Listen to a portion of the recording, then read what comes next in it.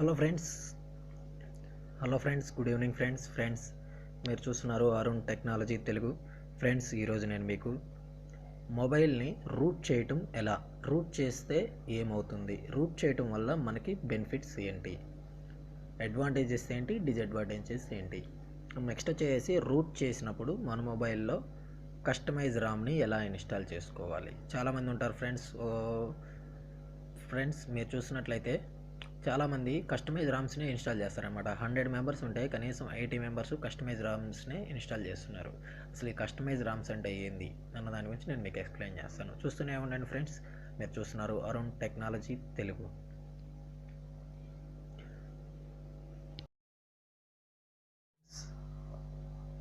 Friends, root చేయడానికి సపరేట్గా apps అనేవి ఉంటాయి అన్నమాట.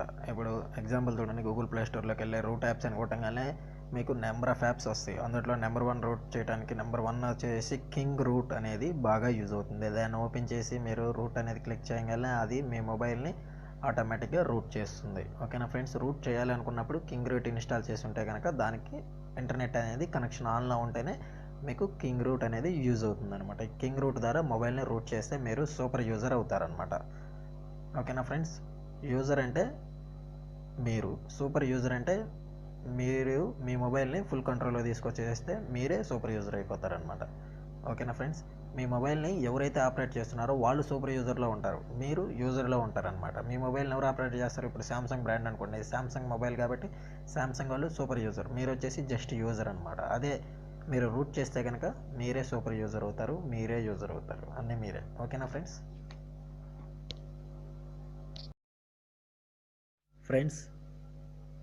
ఫ్రెండ్స్ చూడండి ఫ్రెండ్స్, ఇప్పుడు నేను రూట్ అంటే ఏంది అన్న దాని గురించి ఎక్స్ప్లెయిన్ చేస్తాను.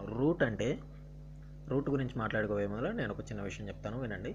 మన మొబైల్ అనేది ఏదైతే ఉందో ఆ మొబైల్ని మనం ఫుల్గా కంట్రోల్ చేయలేం.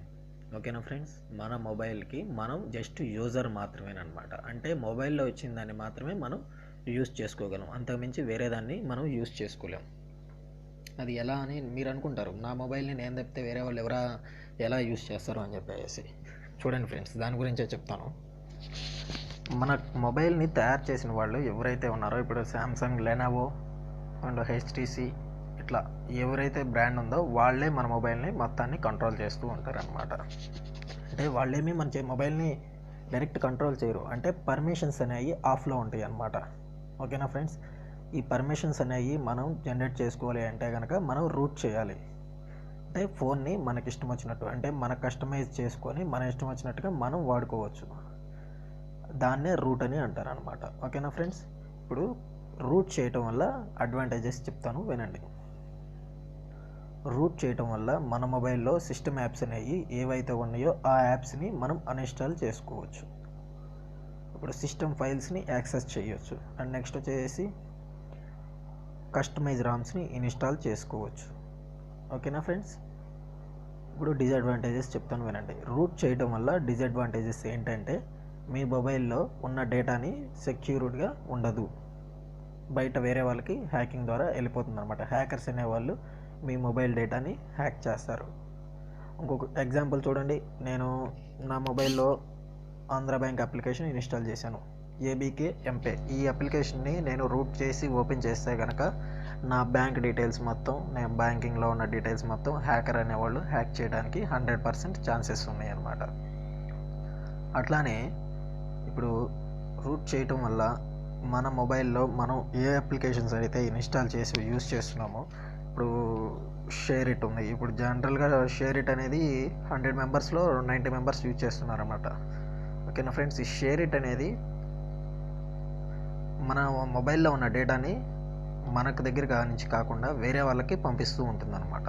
అంటే మీరు అనుకుంటారు నేను షేర్ చేస్తేనే వెళ్తుంది లేకపోతే ఎలా వెళ్తుందని.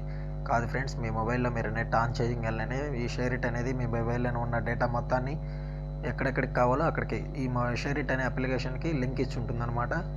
వాళ్ళ ప్లేసెస్కి మీ మొబైల్లో ఉన్న డేటా మొత్తాన్ని షేర్ చేస్తుంది.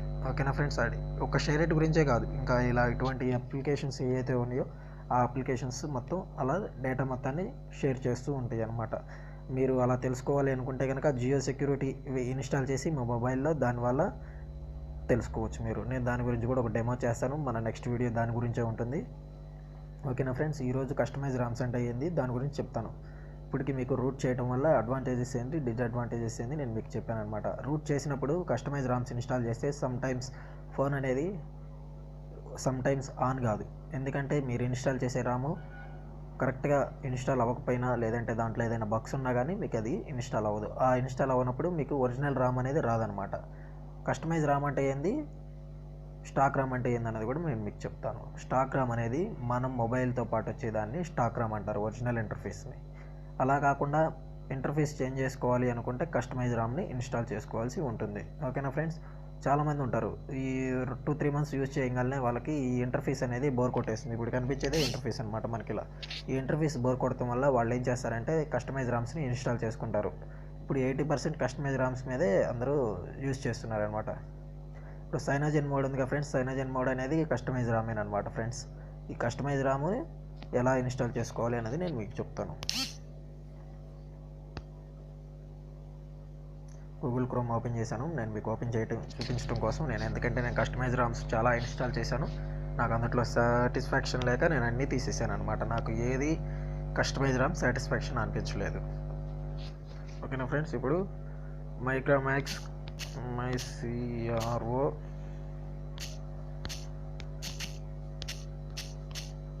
A47 కస్టమైజ్ రామ్స్ చూద్దాం. దీని గురించి చూద్దాం. ఎగ్జాంపుల్ చెప్తున్నాను ఫ్రెండ్స్. ఇప్పుడు వచ్చేసి మైక్రోమాక్స్ A47లో iOS కస్టమ్ రామ్ని ఇన్స్టాల్ చేసుకోవచ్చు ఫ్రెండ్స్. చూద్దాం. iOS అనగానే iOS డైరెక్ట్ ఏమి ఇన్స్టాల్ అవ్వదు ఫ్రెండ్స్. ఎందుకంటే మన కస్టమ్ రామ్ అనేది మన మొబైల్లో ఏ రామ్ అయితే ఉందో దాన్ని కస్టమైజ్ చేస్తారనమాట. అంటే ఇంటర్ఫేస్ చేంజ్ చేస్తారనమాట. అంటే దాంట్లో మెనూ చేంజ్ చేస్తారు, బ్యాక్గ్రౌండ్ చేంజ్ చేస్తారు, అండ్ వచ్చేసి సెట్టింగ్స్ చేంజ్ చేస్తారు. ఇలా చేంజ్ చేసి అదే రామ్ని రిలీజ్ చేస్తారనమాట. అదే కస్టమైజ్ రామ్ అంటే. ఓకేనా ఫ్రెండ్స్, ఇప్పుడు మనం iOS రామ్ గురించి ఓపెన్ చేస్తున్నాం. ఇప్పుడు iOS ఇన్స్టాల్ చేసుకోవచ్చు కాదంటలా, కానీ ఇందులో ఏంటంటే కొన్ని బగ్స్ అనేవి ఉంటాయి అనమాట. ఆ బగ్స్ ఏదైతే లేకపోతే మనకి బాగానే ఉంటుంది. బగ్స్ ఏదైనా వస్తే కనుక ఏదో ఒకటి సంథింగ్ కెమెరా ఓపెన్ అవ్వకపోవడం, లేదంటే కాల్స్ వెళ్ళకపోవడం, నెట్వర్క్ రాకపోవడం, ఇటువంటి ప్రాబ్లమ్స్ ఉంటాయి కస్టమైజ్ రామ్స్లో. మీరు చూడవచ్చు ఫ్రెండ్స్, ఇక్కడ కనిపిస్తుంది. కస్టమైజ్ రామ్ ఇన్స్టాల్ చేసే ముందులో వైపర్ డేటా మొత్తం క్లియర్ చేసుకోవాలి, వైపర్ చేసి క్లియర్ చేసుకోవాలి, వైపర్ ఫ్యాక్టరీ రీసెట్ చేసుకోవాలి, వైపర్ డీలింగ్ చేసుకోవాలి. అంటే మీకు మెనూ అనేది ఒకటి ఓపెన్ అవుతుంది అనమాట. పవర్ ఆఫ్ చేసి ఆన్ చేసినప్పుడు కస్టమ్ రామ్ ఇన్స్టాల్ రూట్ చేసినప్పుడు ఫస్ట్ రూట్ చేసినాక పవర్ ఆఫ్ చేసినాక పవర్ బటన్ ప్రెస్ చేసి and next volume plus or minus press చేస్తూ ఉంటే మీకు సీక్రెట్ మెనూ అనేది ఓపెన్ అవుతుంది.